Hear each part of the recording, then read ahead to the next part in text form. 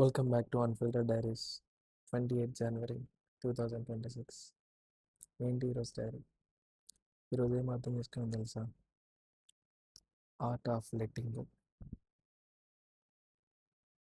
కొన్ని విషయాలు ఎప్పటికప్పుడు వదిలేయాలి. కొందరు మనుషుల్ని కూడా. ఏమంటారు? అవునా కాదు? కొందరు మనుషులు కానీ కొన్ని వస్తువులు కానీ ఎలా ఉంటాయంటే, మనం ఎంత వద్దనుకున్నా మన దగ్గరికి వస్తూనే ఉంటాయి. లైక్ మన దరిద్రం.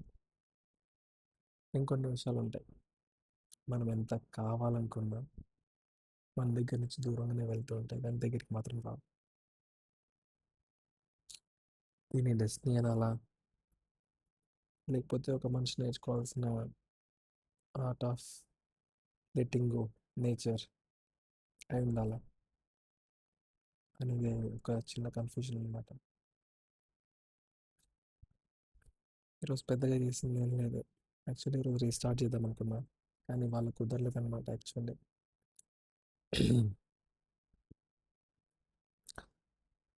I had a question today.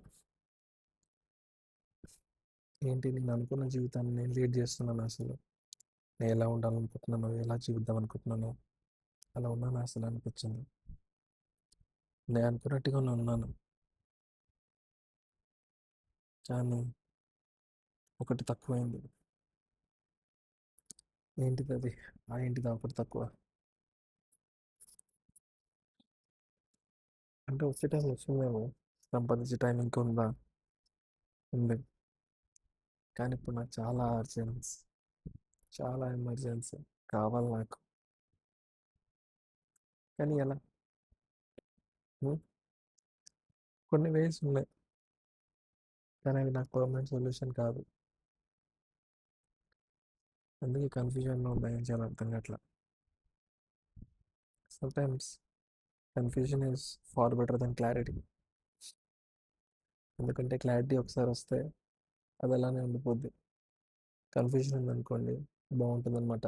Like simply చెప్పాలంటే ఒక జర్నీ అనుకోండి, డెస్టినేషన్ ఎలానే వస్తుంది, కానీ జర్నీని మనం ఎంజాయ్ చేయాలన్నట్టు. అండ్ జర్నీ మనకు చాలా నేర్పిస్తుంది అన్నట్టు. ఇన్ ద సేమ్ వే ఇది కూడా అంతే. ఆ కన్ఫ్యూజన్ అనేది ఆ క్లారిటీ వచ్చేంత వరకు బాగుంటుంది. We should learn to enjoy that confusion actually.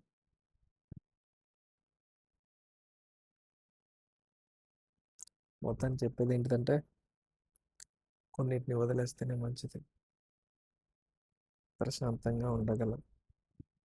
ఆలోచనలైనా, కొంతమంది మనుషులైనా. కరెక్టే కదా? Do agree with me? ఒకవేళ అగ్రీ అయితే ఎస్ అని చెప్పేసి కామెంట్ పెట్టండి.